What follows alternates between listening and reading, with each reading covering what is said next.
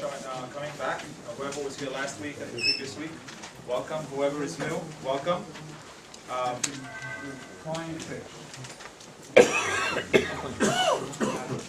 just expand on what Erwin was just saying. This is the third week of a 6-week workshop that we put together about e-commerce and online marketing. The past 2 weeks have been very successful. I'm sure tonight I'm going to throw at you a tremendous amount of information. It might be a little overwhelming, but you got to know this stuff to get into this business.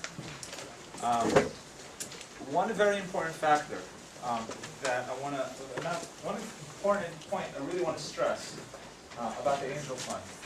We do this free of charge. We don't come for donations, and this is not a donations pitch either.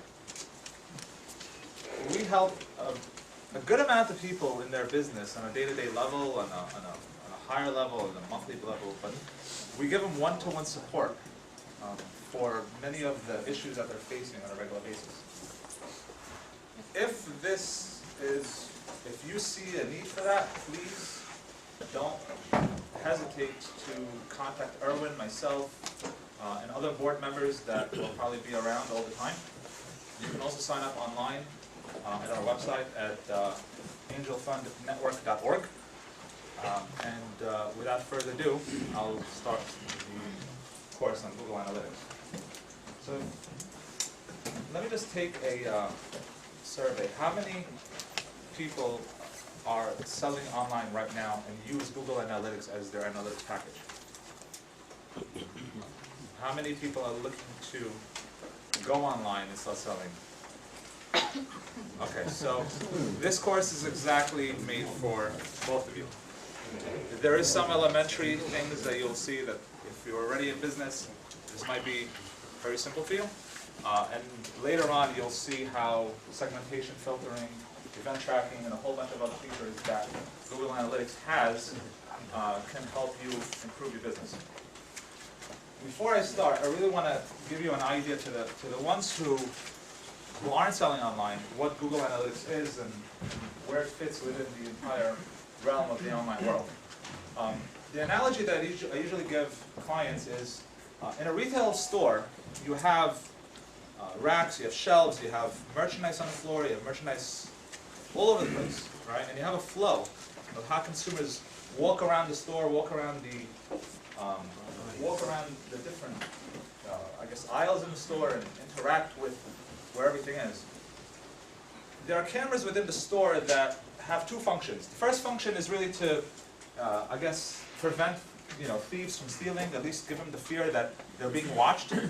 But the second point of the cameras is to give, the marketers, the owners, and whoever is responsible the knowledge and the experience to see how consumers are interacting at every aisle, at every section, at every single part of the store. And if there's a pitfall where consumers can't get to, the cameras would actually alert them to that. So Google Analytics does that to the 100th degree, to the 100th power. It not only tells you how consumers are interacting within your own site, it also tells you how consumers got to your site, what links they clicked on. You can classify them, you can track them within their own site if they're doing something. It really gives you a tremendous amount of power. It's the power of data that it collects.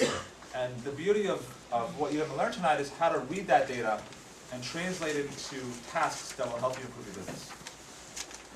So first question is, what is web analytics? And web analytics is a concept. So the Wikipedia explanation is web analytics is the measurement and collection, analysis, and reporting of internet data for the purposes of understanding and optimizing web usage. There's a lot in that statement, and you'll kind of understand why. I'm not going to go through the other section here. It will be posted online. You can read it at your own pace. Why use web analytics? Well, when I took Dale Carnegie courses, the first thing they told me was, if you can't measure it, you can't manage it. It's true in pretty much everything in life. So you've got to be able to measure it to make it work. Let's start.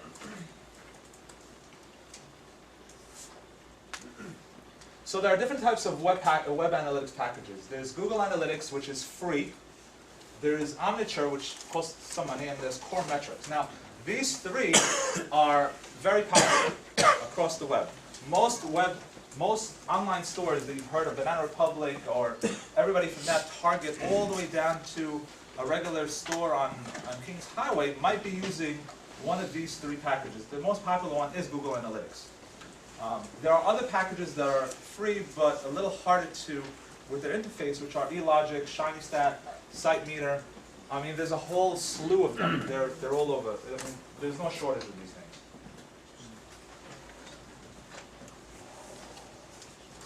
I'm going to refer to my notes if you don't mind sometimes, so don't take it personally. So how do you create a Google Analytics account? Well, the first step is to create a Google account. If you don't know how to create a Google account, just go to Google and type Google Accounts and search for it.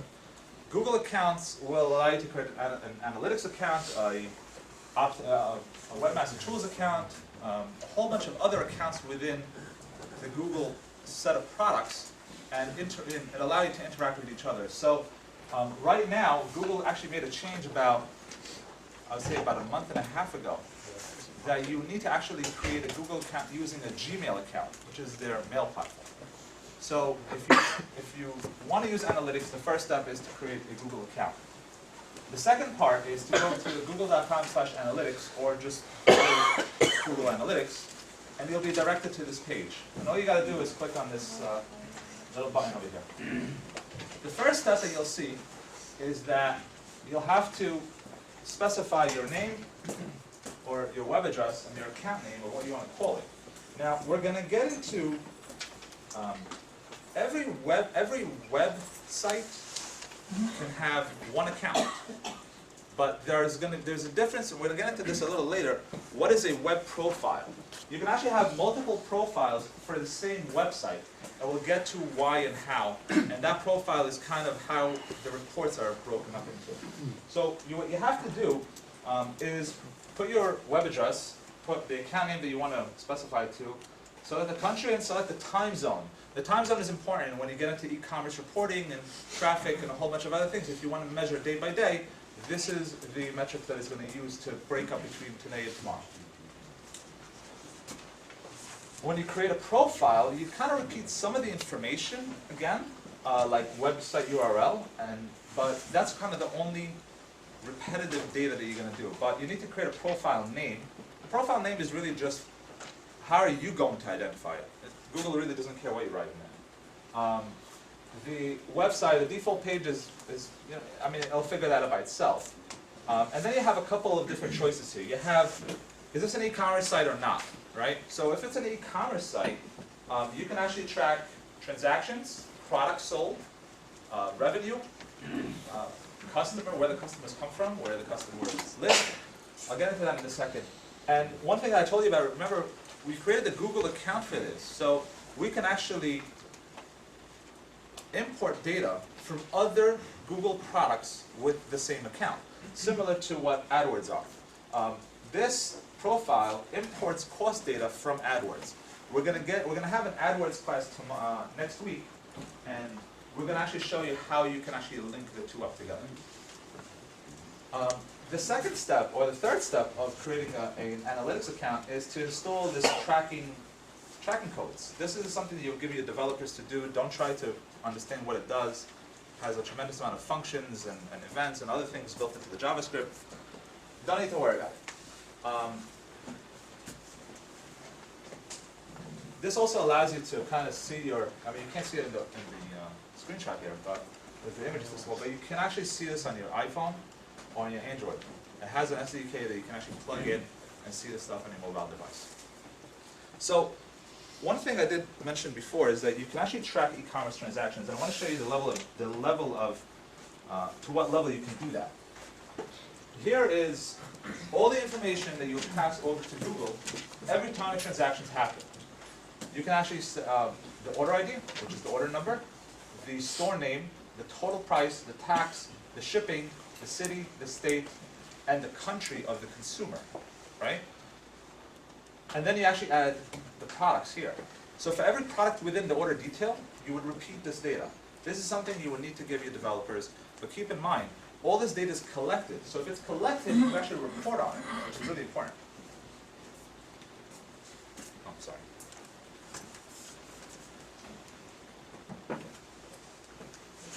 Okay, so once you kind of get the framework of what you need to do in order to create an analytics account, let's get to the reporting. The first step is to really understand the top menu bar.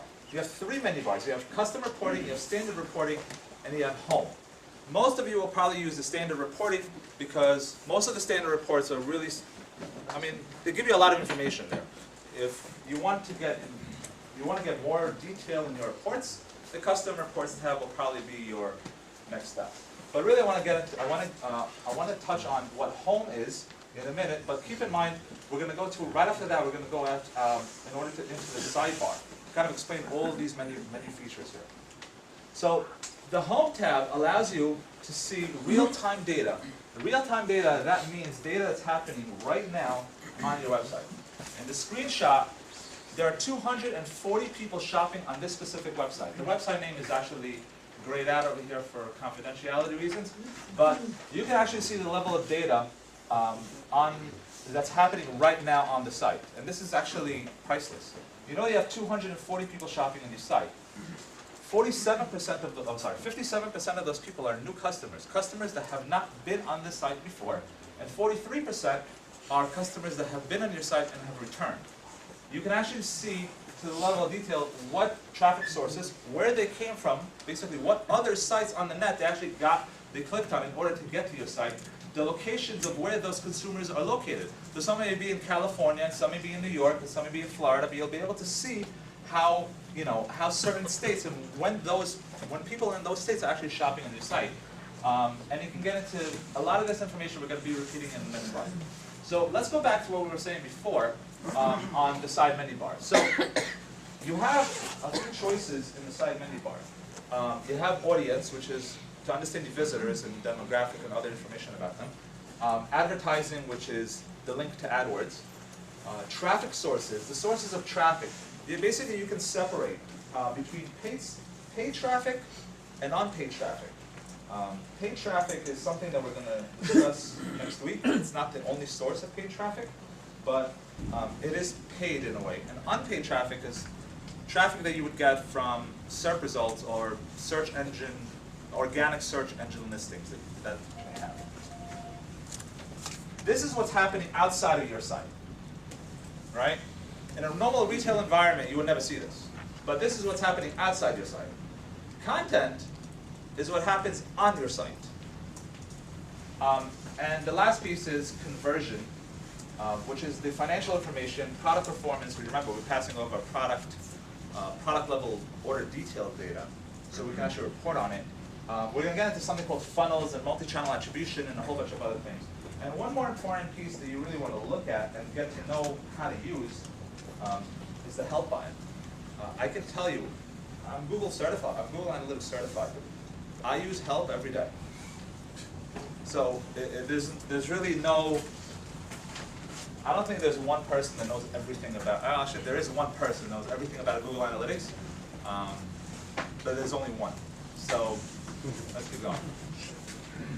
So this is the traffic sources page. This is the overview page. This is kind of the landing page. It gives you really fast stats of how how consumers got to your site. Let me go back here. Okay. So now there's a couple of things you want to look at. The first thing you want to look at is the date range. The default date range when Google Analytics loads up is 30 days, right? So right now, I did this a few days ago. So it's January 17th to February 16th.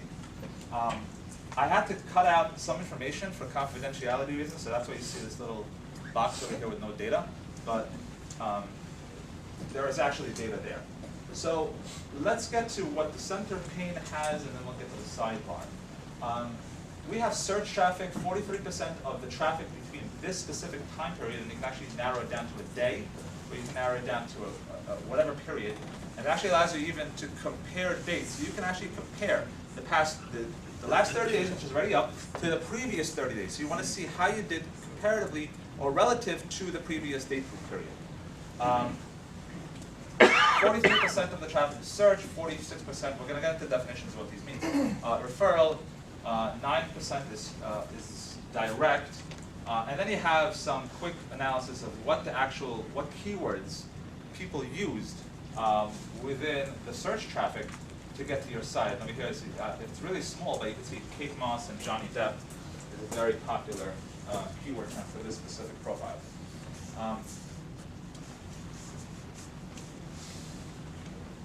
In your definition document, you're going to see the definitions between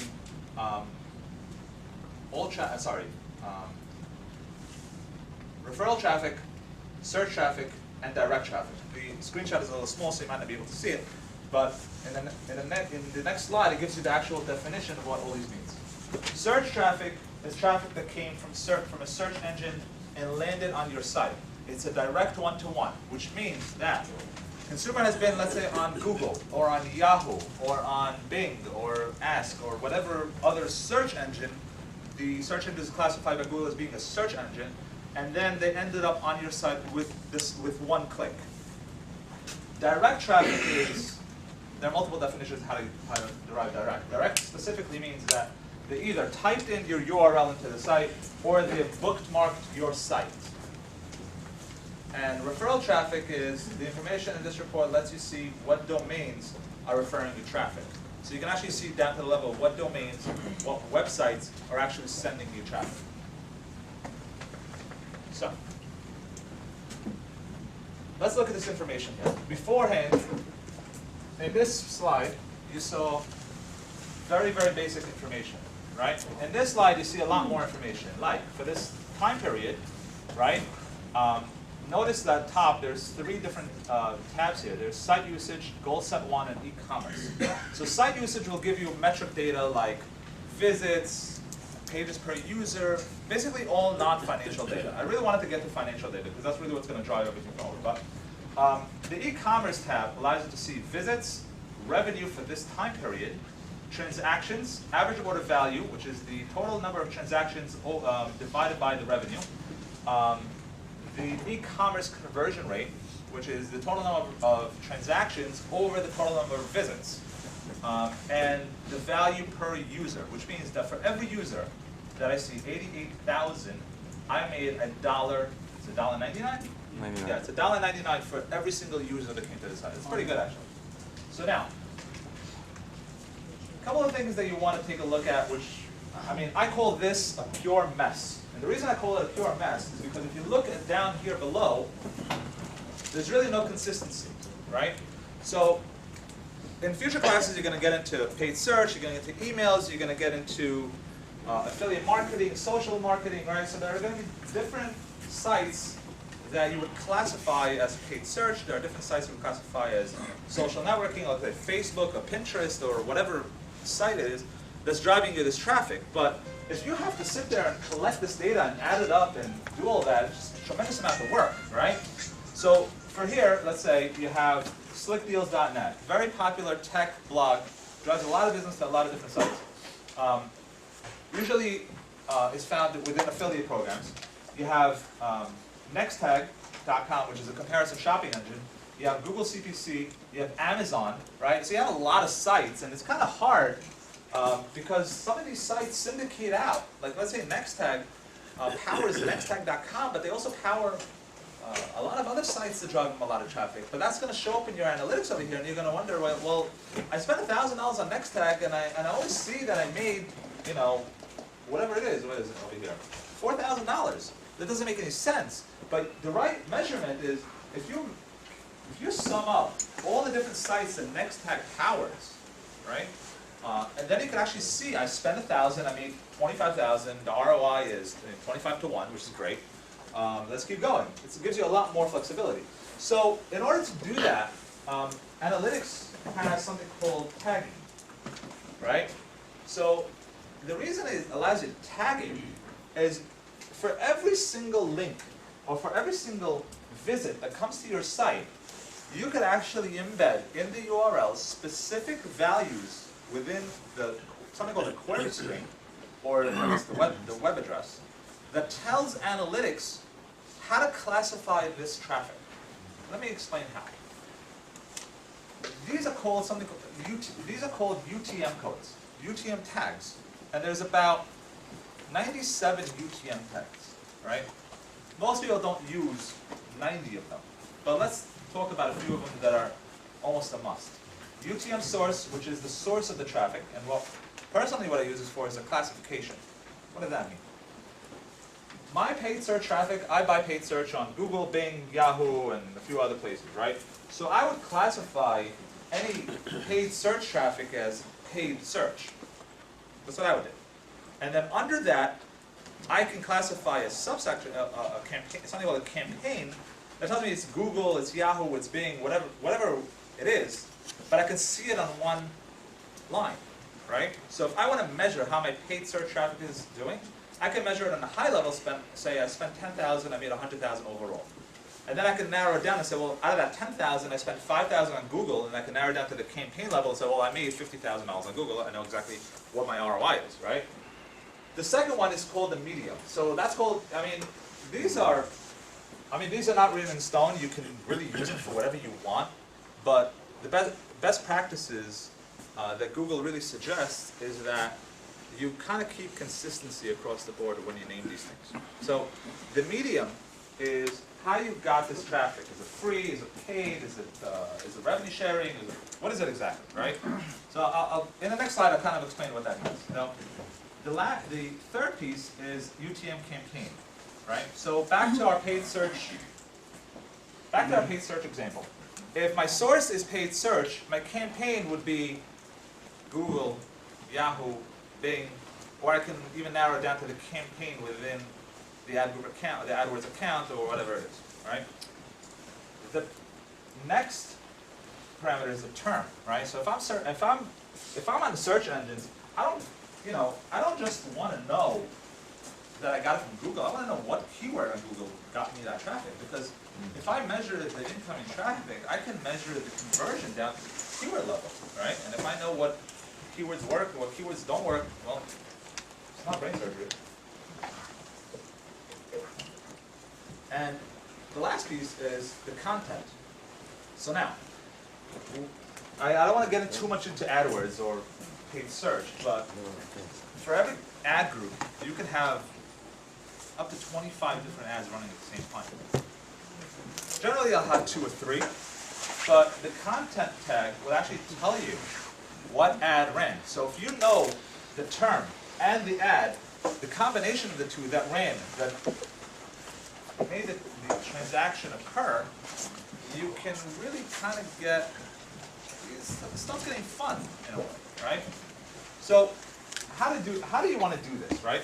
So let me explain how this works. So in the previous slide we had consumer clicked on slickdeals.net, clicked on an ad, got to my site, I have a referrer that says slickdeals.net.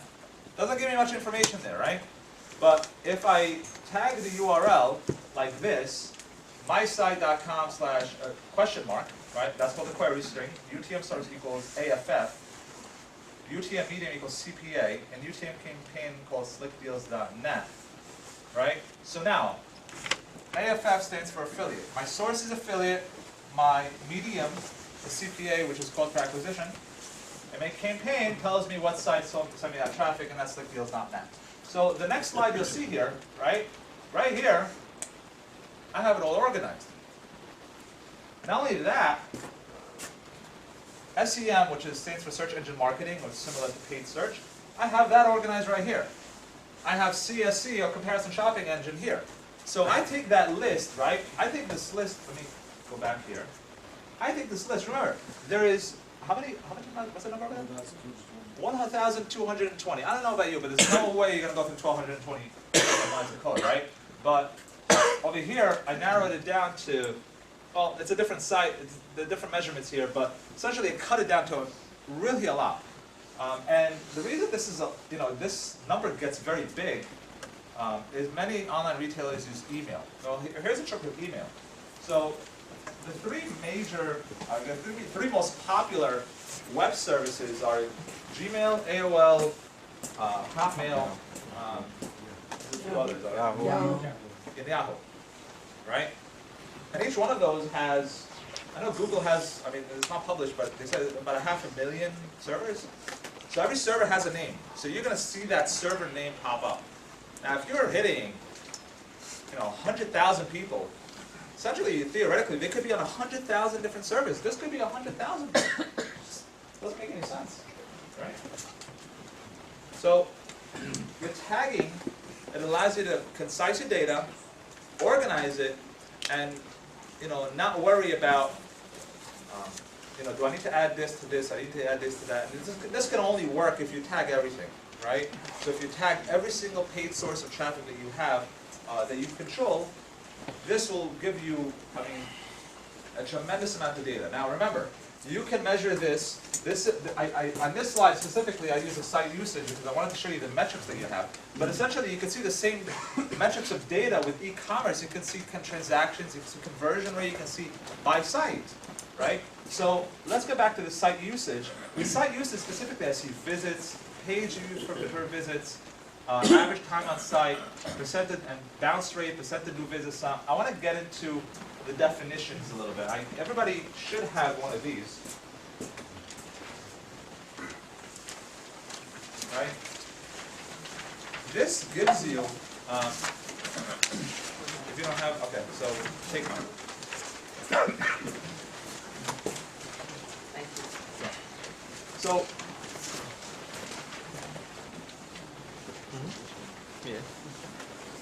this is the document. Visits is the number of times a visitor has been to your site, right?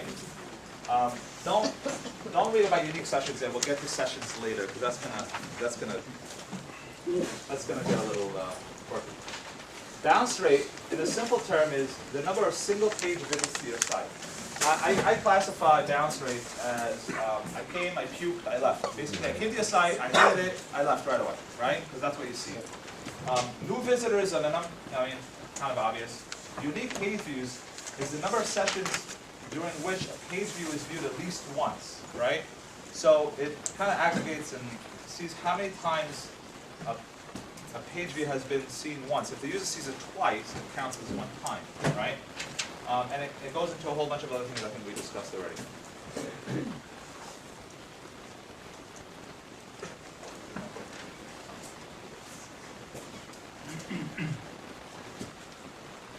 Let's get into filters, right? So, let me word this right. Many people are paranoid. Number one is me, right? Because if you really think about it, I have access, via an e-commerce store, I have access to my data, right? My world is my data, right? So if I go on Google and I type in search, and I click on an ad, and that store, that website has Google Analytics, then I'm being tracked by Google on this website. And I can only see, as an owner of the website, what happens on my site, right? But as a user, if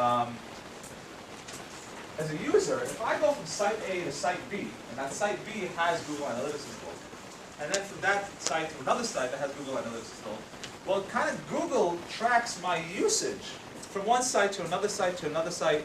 They track my purchasing habits because they know what I'm buying. They track my search terms because I'm searching on Google. They kind of track everything. So, kind of scary, right? But many people are paranoid, right? And one of the, I guess, one of the pitfalls that marketers have is that when consumers see, like, usage information in the URL, like source equal, campaign equals slickdeals.net, they don't like it. The reason they don't like it is because they're being tracked. So Google allows you to set a filter. What a filter does is say, well, okay, you're not going to tag traffic from site A. But what we're going to do is we're going to write a rule. All traffic from site A, we're going to give it these values for UTM source, UTM medium, etc., etc., etc. So you don't have to do this, right? And the consumer or the user will never know that you tagged them, but you still tagged them. So it gives you the same thing. So that's not the only kind of filters, there's other kinds of filters, right? So the predefined filters are exclude traffic from a specific domain. So I can say, well, if I own two websites, site A and site B, I don't want to track the traffic that comes from site A to site B because that's a false positive. It's real traffic, but it's my traffic. I don't need to know my usage. That kind of skews the data of how consumers are on the site. I can actually set the IP addresses in my office, and this gives you an IP range, an IP store. I mean, it gives you a good amount of flexibility here. So you can actually filter out any traffic that comes from your office to your site. That's actually important because it skews the data if you don't. And you can actually exclude and include traffic to a specific subdirectory.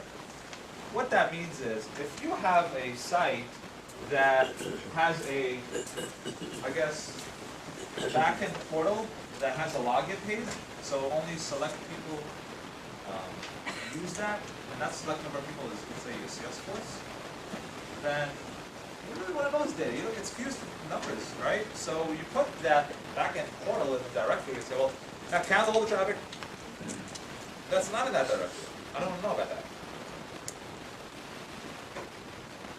So that's a predefined filter. Now, you can also set custom filters, and this is where it gets to be a little fun, right? So custom filters allows you to exclude a pattern and include a pattern. Most of you will never use that. In 5 years I haven't used it once. I don't think so. It's not very popular. Lowercase and uppercase.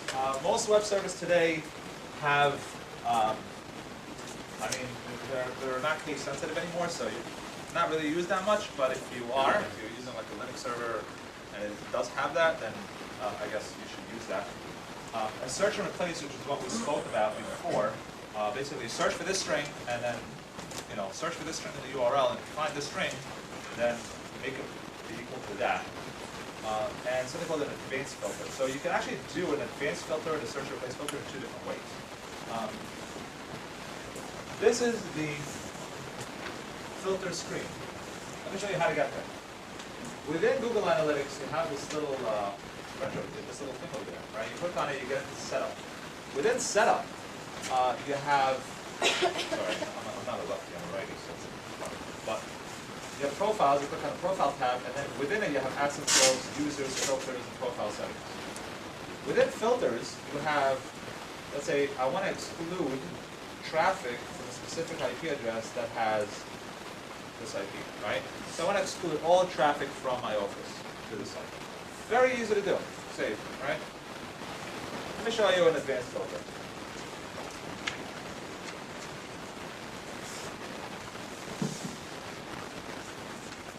All right.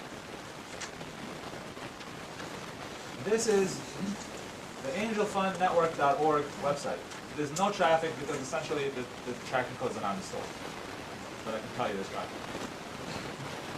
I click on this little thing over here. I get the filters. I click on new filter. And I click on custom filter. Everything we discussed before. Exclude, include, lowercase, uppercase, search, and replace, and advanced. So let's go back to that Facebook example, right? Or that Slick Deals example, I'm sorry. If the traffic has a crest URI of slickdeals.net,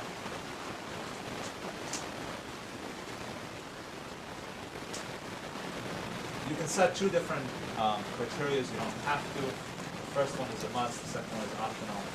You can output a constructor saying source equals A is required, B is not required, third is required, it's not case sensitive, save. Done. Oh, I'm sorry, I need to give it a name.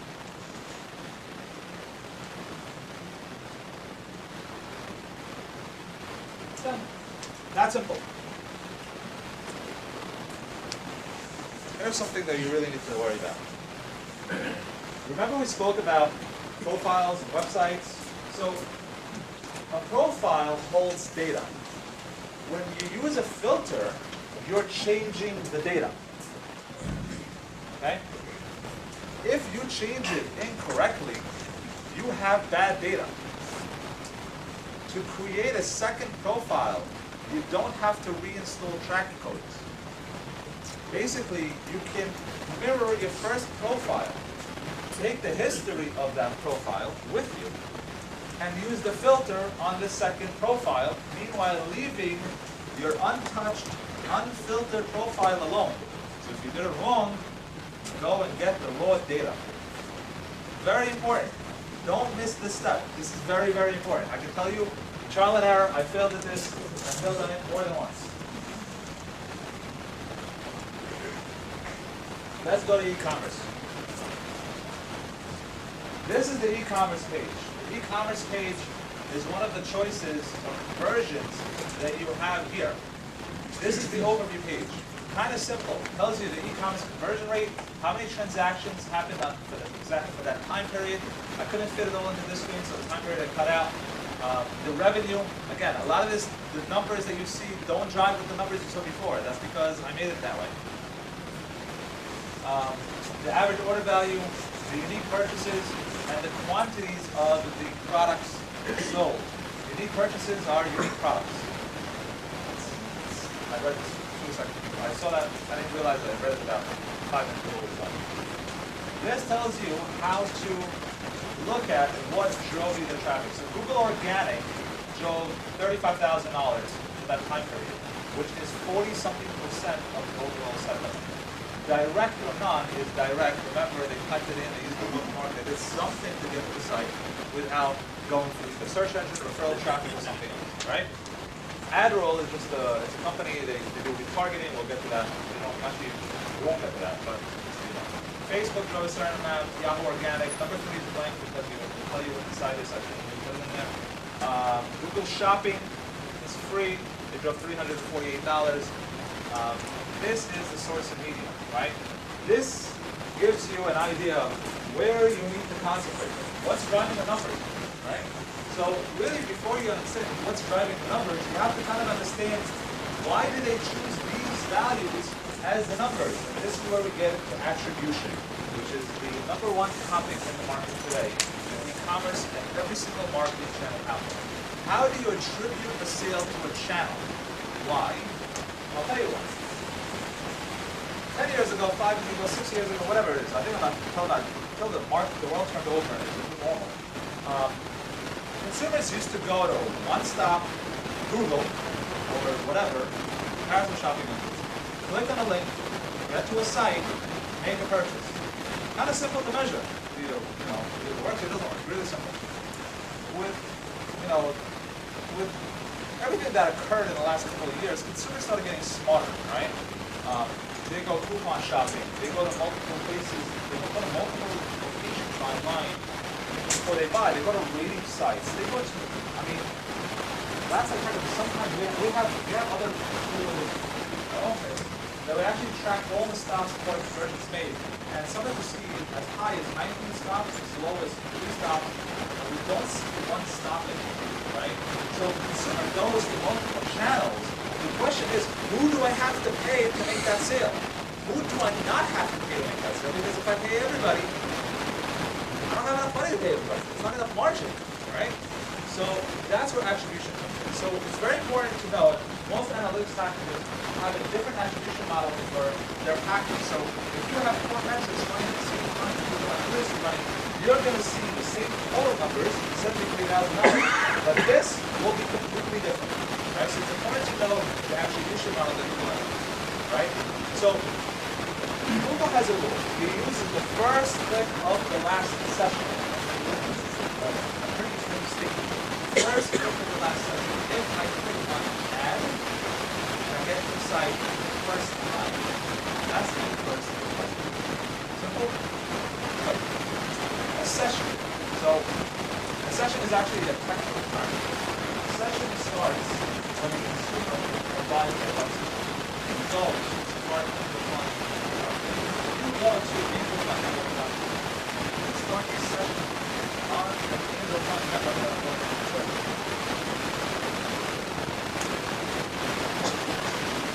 Within the session doesn't last forever, right? The server is listed as a machine, right? This is metric. So every time you go, you have to take at least the amount of down on the server. So if I throw $200,000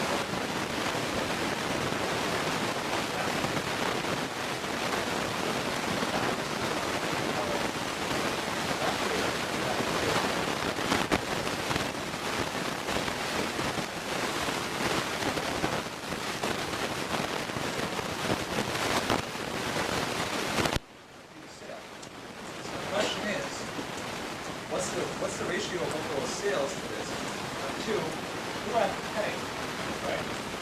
So Google gives you something called multi-channel assisted conversion report, right? And the assisted conversion report allows me to look at a channel and see if that channel assisted in a conversion. We know it didn't initiate it, it just assisted. It was part of the middle steps that this is going to show, right? This is going to, I mean, I don't want to go through this. Really, we have a lot of content to cover, so you can download this PowerPoint tomorrow. It's going to be uploaded tomorrow. You can read it later on. This is the conversion report. You can see it by direct. And you can actually group these things to get set up. What direct traffic is, what organic traffic, what email traffic is. And you can see the amount of conversions that assisted, the assisted conversion value, the last value, which means that it was the last stop before the consumer made the purchase, the value in dollars, and then the ratio, right? We'll get to what the ratio means in a second. You can also view this by channel. UTM source, UTM medium, ad roll, direct. In this specific example, my Google Organic helped with $8,000 instead of $5,000, right? You can see a lot. You can really get that. Google also has an additional option. You can actually see it in a graph and I guess in picture mode. You can see how many consumers went to Google, affiliates, search. Comparison shop, you can actually see the pattern of how they got to this, right? The raw data. We never want to do that, but there. So what is the assisted conversion report? And this is really important because if you don't understand this, make a decision on it. The report shows you how many conversions were assisted by each channel. That's what the assisted conversion is count. How many of them were completed by each channel, which is the last interaction or the last touch that we spoke about. The value of these conversions, so basically the dollar value behind it, which is one or another. The ratio of the two. Now the ratio of the two basically tells you the closer you are to 105 or higher, that's the initiating point. The closer you are to 0 under it, you assisted in closing that segment. Both important channels know how much you're paying for both, right?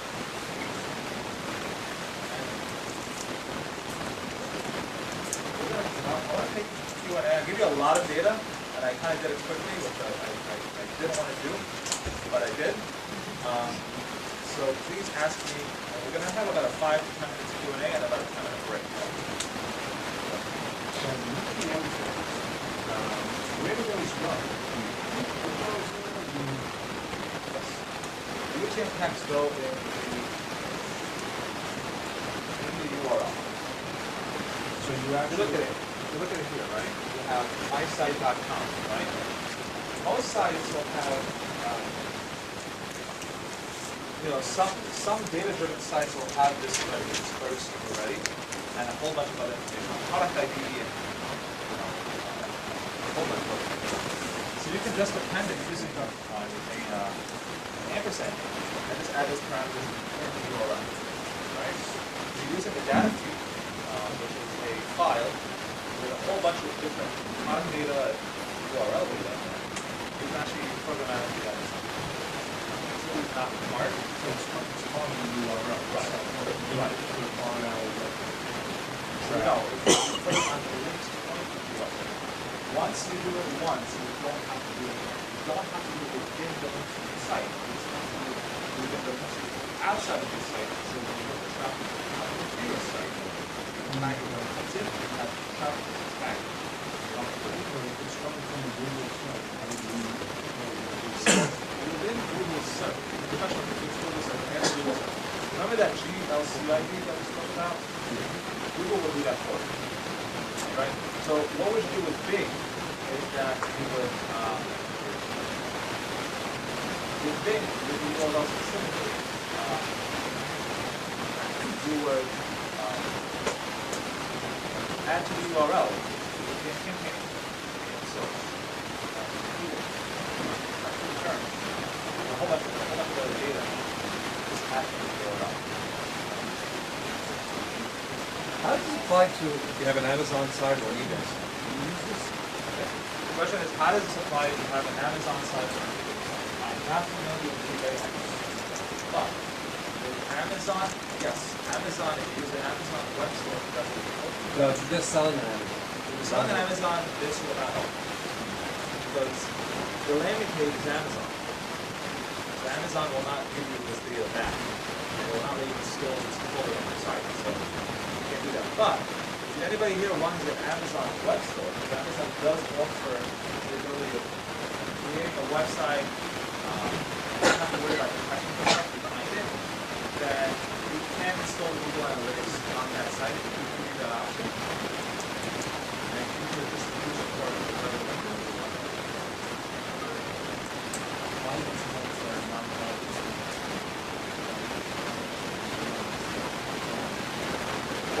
The program is good.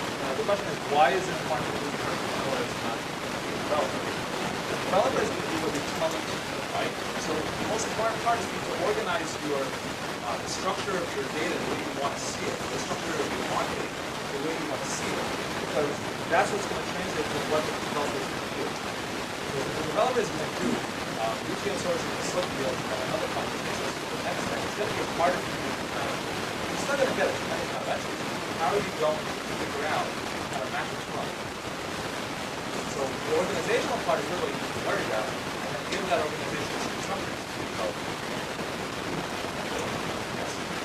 One other thing that I think, let's say somebody pays from the paid search. Now they go ahead and they do another search, try to figure out a method. And then they go to something else for coupons.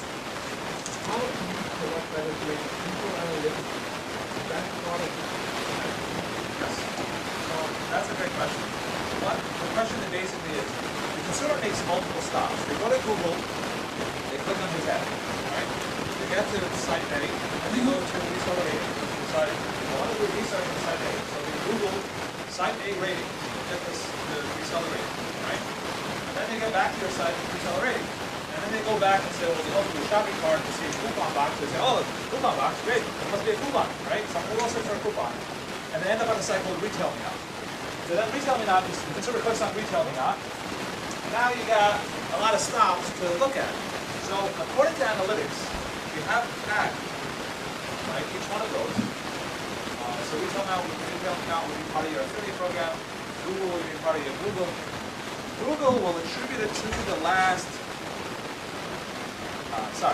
Google will restart the session every time the consumer comes to your site from a different source. So it will attribute it to Retail Me Not as the last stop. But essentially that's, theoretically, it's business-wise, it's just not correct. But that's the way they're going to want it. I have no way of really understanding who my partners are and that sort of stuff. So,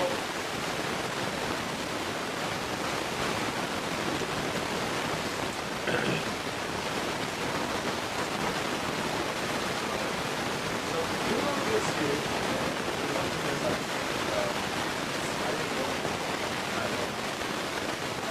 Google gives you something called view and return, right? Just because the session is new does not mean that it's user. That means that I can look at my transaction and see these are coming from return visitors. So the second time, or any subsequent time that the consumer gets to my site, that time is then that is within my site. And that's and I can actually see within the view and return recording, because I can see the lag of how many days or how many months has it between the time so you can actually measure that. So if something out is sending me returning traffic, it's got the array on that side. But if you look at the lag, we have the segregation of the lag.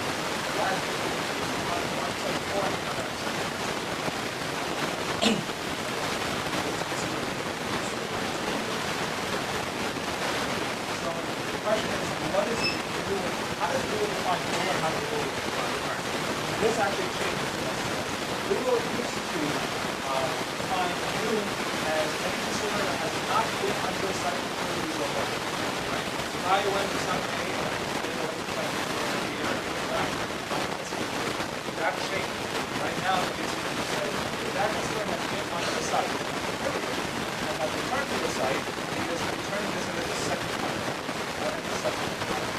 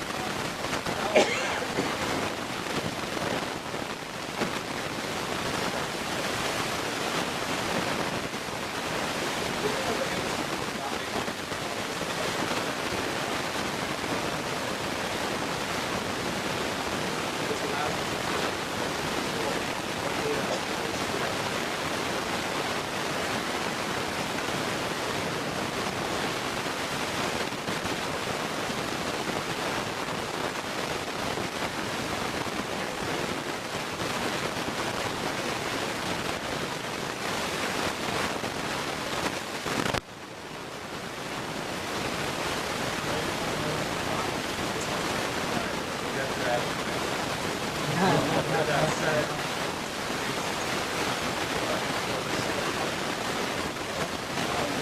we started about 10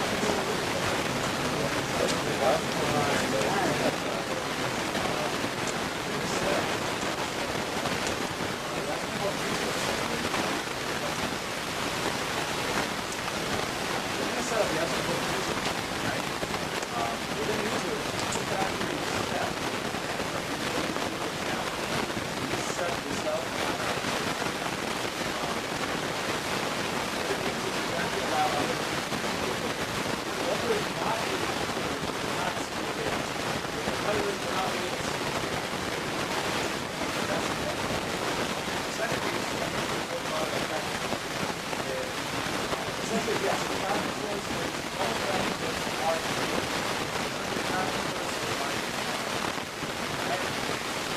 Or we do for big sources of traffic. So yes, it's important to have the organic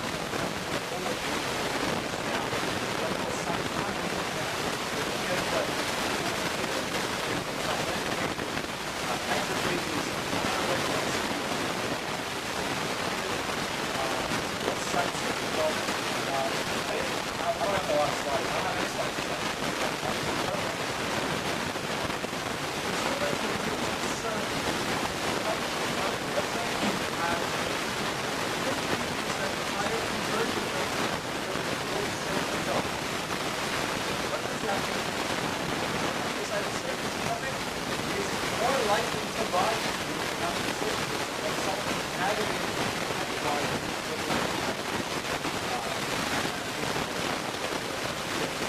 So important to have a good search function on your site.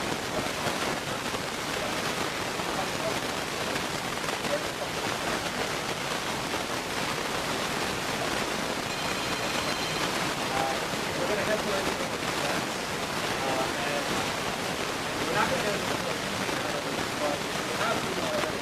It's very good. Once you have a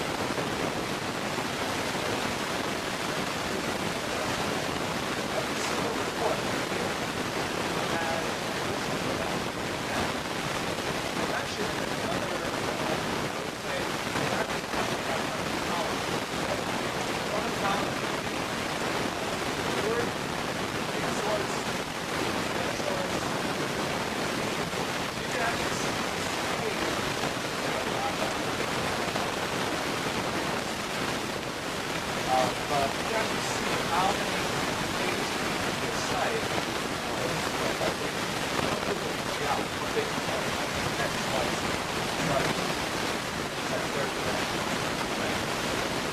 Now, within this specific thing, I can actually see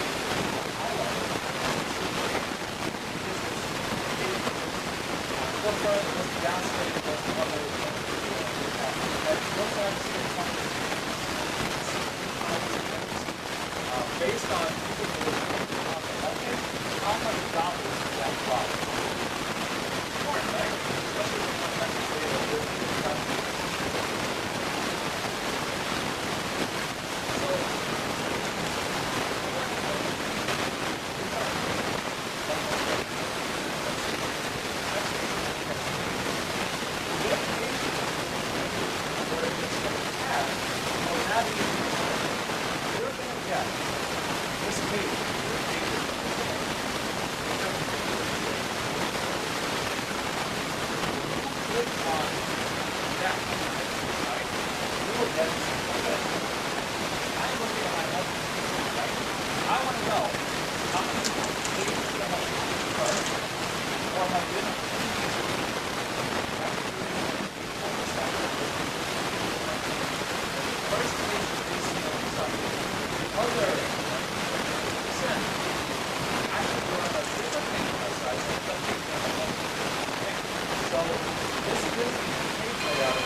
What pages were you on, right? And then most of the other. So now they got to this page, what they do?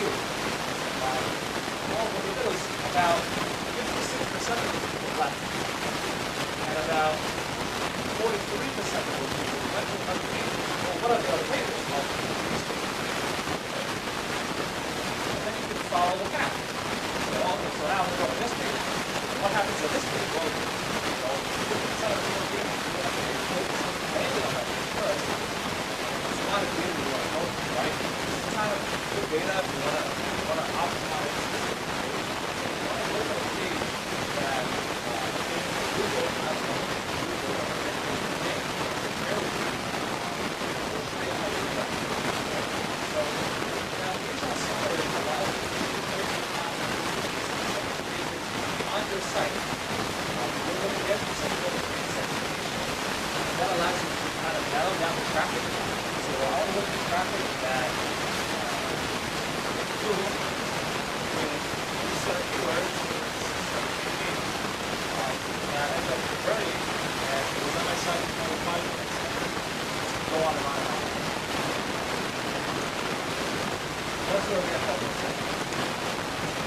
top, you have recording. This is recording you have a section, right? So one important note to know is that the segment is subset of the data, right? It's not like it's over the you just select specific pieces of the data that you want to look at. So if you're looking at, so I want to look at organic chocolate with conversion. I want to look at fabric again, a little search that I didn't pay for or put it on. I only want to look at one. I can set up to the now up to set here. And then filter out traffic to look at content and traffic. So all that information is a subset of the data. The second one I want to know about is that so you have multiple units, you have active grids. This set is working on the set. Now, look at that.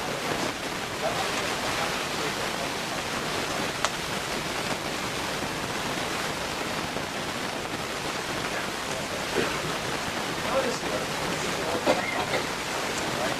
Not really. What's it?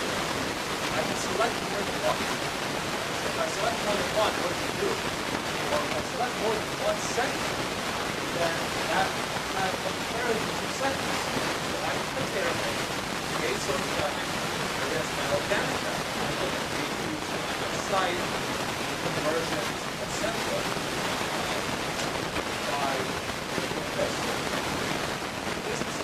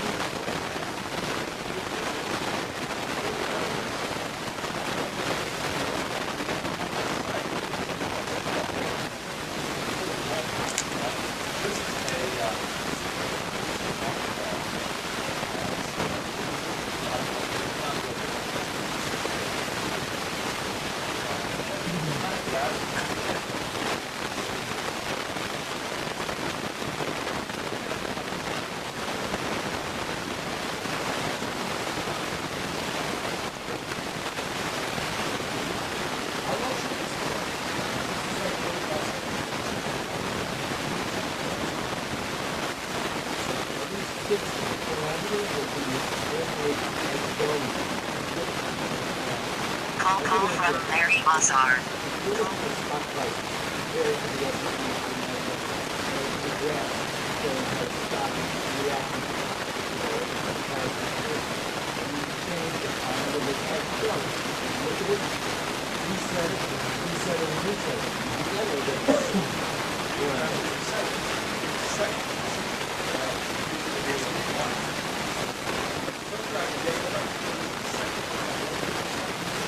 That section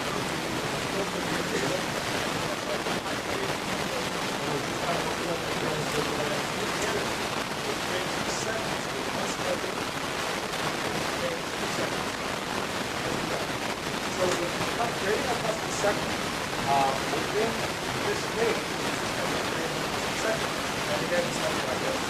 So within this page, looking at time on site, right?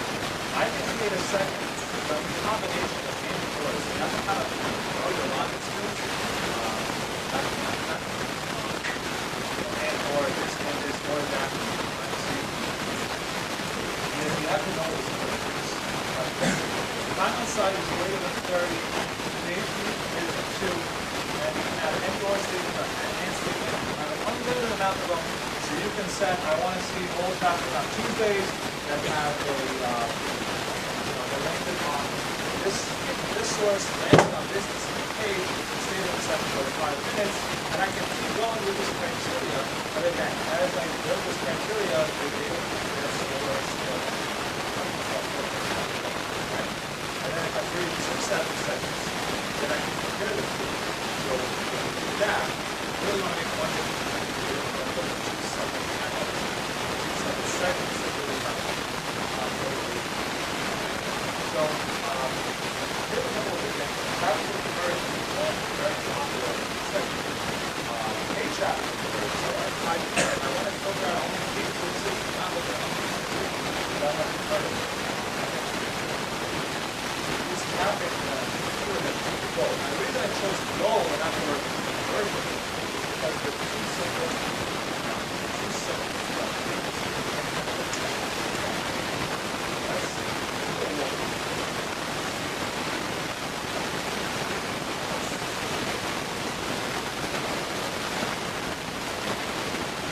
So this is the Angel Fund Network right? So,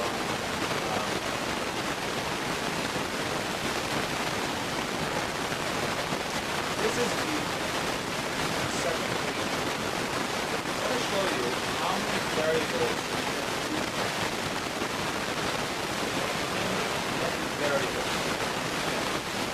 One of the variables that Google gives you is custom.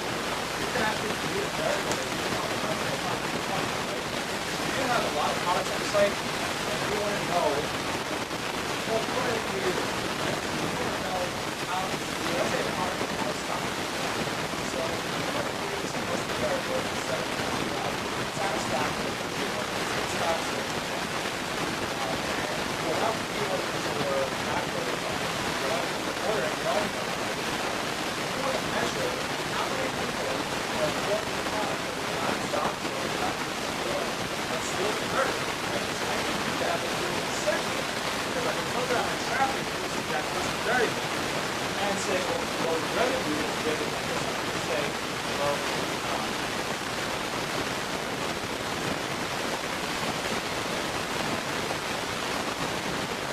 let's say source equals I have a voice people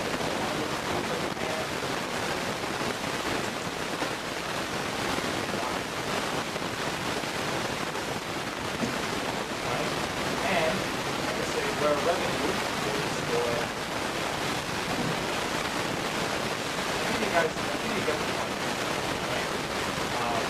Where the keyword equals simply go. So you can actually create a segment and look at the data and say, well, okay, so now I'm looking at this set of data. Let me look at my traffic sources, let me look at my content, let me see how these people reacted on my site, what they did on my site, where they went, something like an navigation summary, and see what happened. And I can actually try something called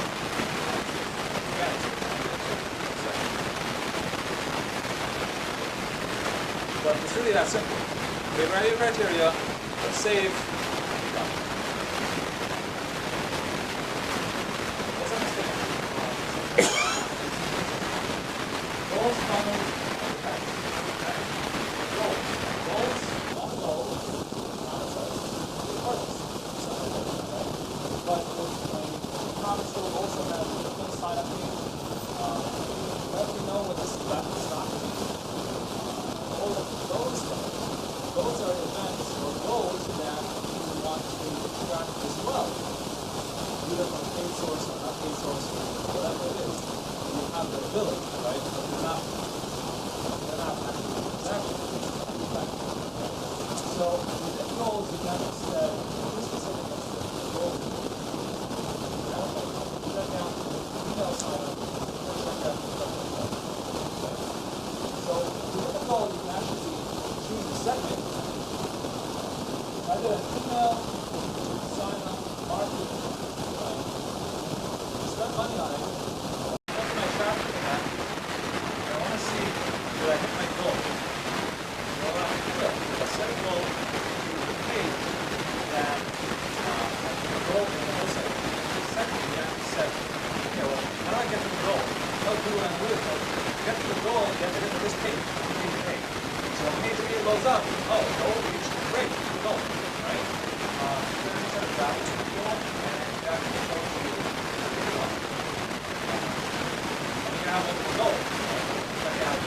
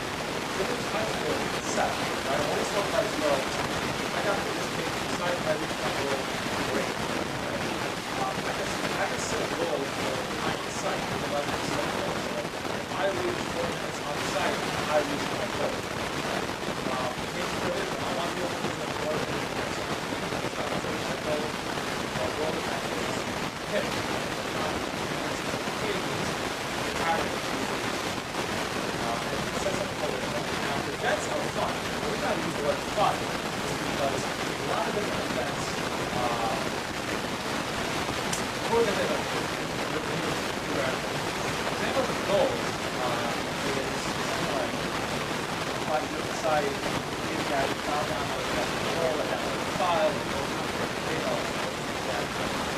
This is a good amount of examples. Let's go back.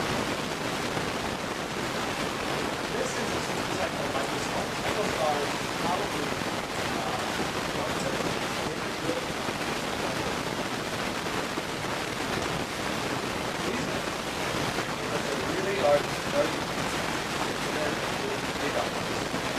you know why they chose this color here and this color here? Because there's an event built into the analytics that shows that some people maybe want to see this tank top orange, this one in this color, this one in blue. The reason they do that is right? So with an event, you can actually track a specific usage or a specific action on a site that the user did on that site. Right? So an event has 4 different elements as a category, right? So you can say it's video, download, video, or whatever you want to do. As an action, what happened that this event is triggered? In this specific instance here, the event action is that someone clicked on this specific spot, that screenshot changes to that color, right? The label, the last label that specific value, instead of value 1, 2, 3, it doesn't count for something else says the number of interactions. Let's say now, what Michael Stars did is say, well, the most popular choice here, everyone wants to see this in blue, right? And the most popular here is orange. So what they did was, they took that data and said, okay, well, what we're going to do is we're going to load this page with the most popular colors here, so we don't have to look for color, and I'm going to click on this and get to that specific page, and go to the next step.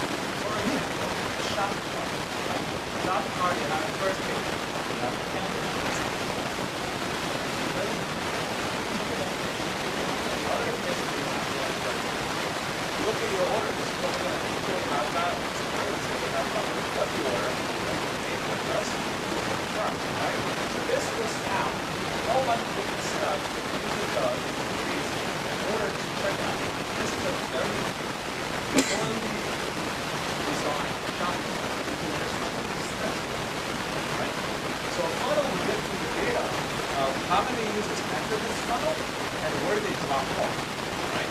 So, we would now page 1,575 left. Almost 30%. That's a lot, right? But the next page, once they pass this page, when you go to us, it's 110 people entered this page, and the source is people in 136. That's over, that's like 11%, right? Then it goes on and goes on, right? Look at this funnel. I didn't even check me out yet. I didn't complete the purchase.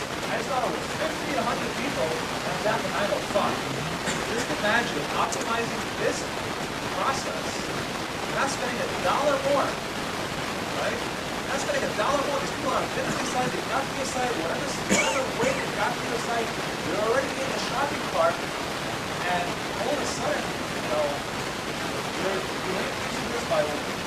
It's huge. The sales people,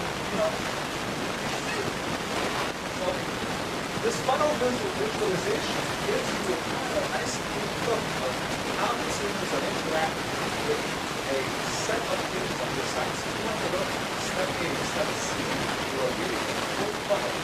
And if they lag, here's what they want.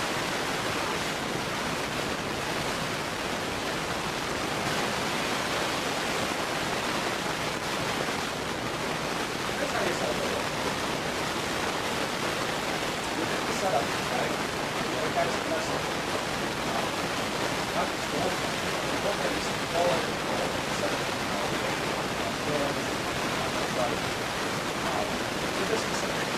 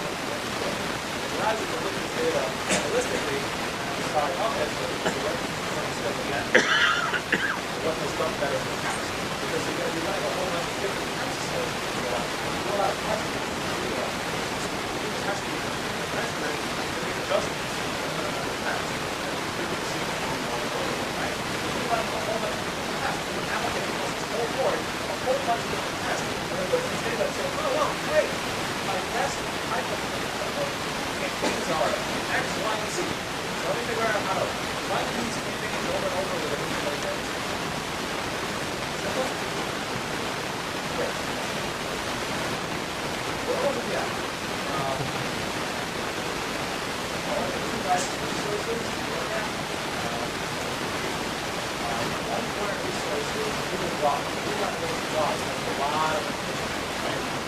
They update it daily. It's actually, you don't have to be a technical user. It's not something to get bored. It doesn't look something that everyone's comfortable. It doesn't, it's really good to read. The second one is something will power up. That if you're an analytics work in our world, you definitely know how to not dependent people like short. Here's that guy referring to the city. That's all that analytics. That's the guy. He knows all that analytics. There are YouTube videos that are over an hour and a half long. And I sit there and listen with absolutely pure excitement because he has so much knowledge that he goes over that I really use. A lot of what I learned is actually useful. YouTube is a great resource. How to X. And I'm funny that me and my wife one time we had a clogged drain. We YouTube how to cause a slow drain. And we found out how we actually did it 2 hours later and it worked like a charm. It does the same thing with analytics. How to do X. It'll tell you visual how to do it. And the last one is analytics. Get to learn to use them all. Everybody uses it. Learn how to help. It will save you a tremendous number of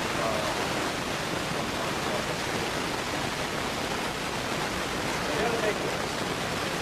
Both classes. That all the classes.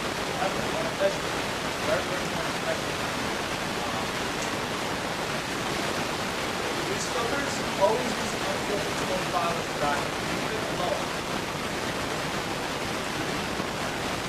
Set multiple funnels. How multiple things can come to retail sidelines or shopping carts or whatever it is that you do. Use funnels to get a perspective. Narrow down what you want to look at. There's a lot of data. Narrow it down to 5, 7, 100 points a day or a week. So look at, you can actually read action kind of stuff. That's going to help you utilize this data stuff. Annotate. Really important to comment what you're doing. Not going to remember everything. Learn how to use help. And last is test, measure, adjust, and repeat. Do the same thing. Just test what it goes up. What you did last year will not work this year. What you did this year will not work next year. So, this is one thing I didn't touch on. All these reports you see, right? You can export them. You can export them in Excel. You can actually export them in PDF. You can export them in kind of a different file type. We actually have to schedule in detail on a daily, weekly, or monthly basis. So, yeah, narrow down to the 5 reports you want. I do that, right? And have emails to you every day. And have a different type of report emails to you every week. See the data holistically over time and see if the changes you make are effective changes.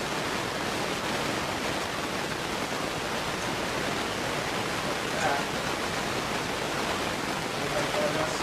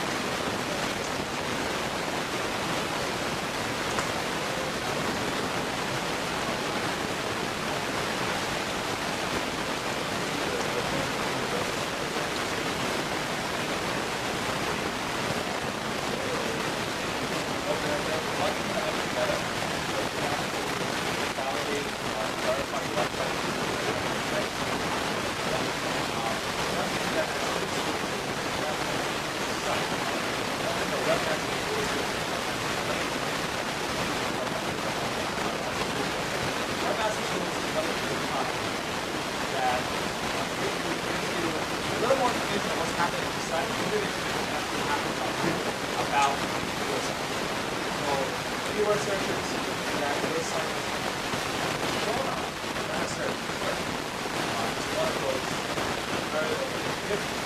So if you look at your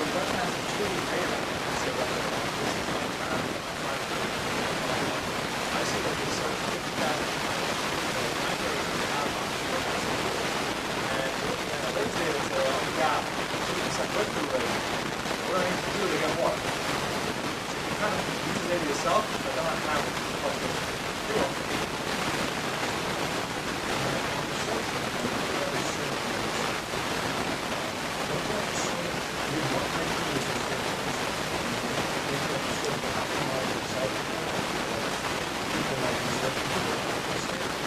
So the question is, you have a search box on the site. What do you use? What do you optimize? Let's say you're at Michael Stars, right? So if someone's coming to Michael Stars, then you can search style, you can search tops, or tops, or bikini, or whatever, right? You can search a whole bunch of things.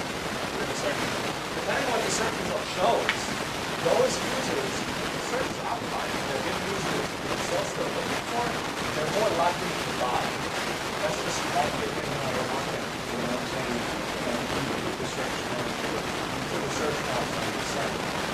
And it's not necessarily bringing people to the page you go to. You don't have to sort of optimize your site for those people. Because it's a whole other level.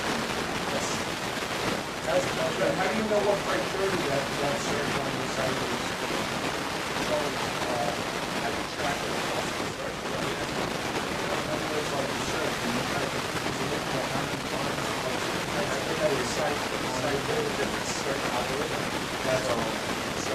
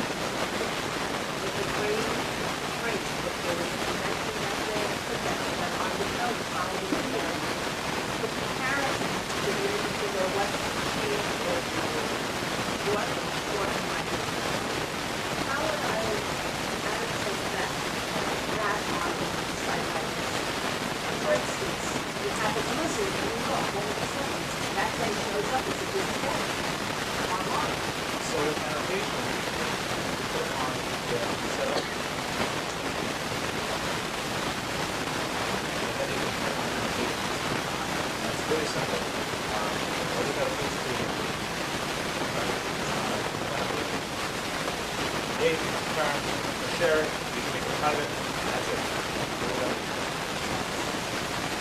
Alright. Next week we have a class that is fun. Tonight for the topics are AdWords and email marketing. If you guys want to drive a lot of customers back to your site, Alan will be doing a class on marketing. He does unbelievable marketing. That's how he goes back. It's very nobody does. We also have AdWords. I'm sure everybody here has heard of AdWords. Definitely come to those courses. There are many, many different ways to advertise online at this point. How to try to instruct them.